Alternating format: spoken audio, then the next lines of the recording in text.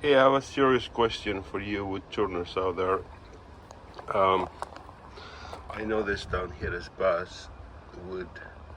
Um, this is, I believe, Manitoba maple and some sugar maple. Uh, this is the one I have a question. Big bark, like really big.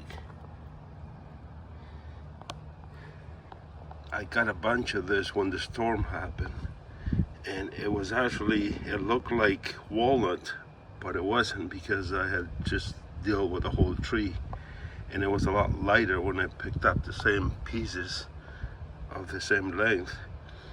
But it sat here for several months, and now it seems like really dense. I cut a piece of this, I have it on my lathe, I show it to you, and I was trying to figure out what kind of wood this is.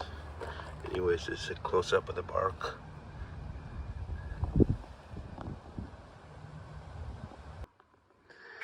And here's the piece I have on my lathe. It has some spalten.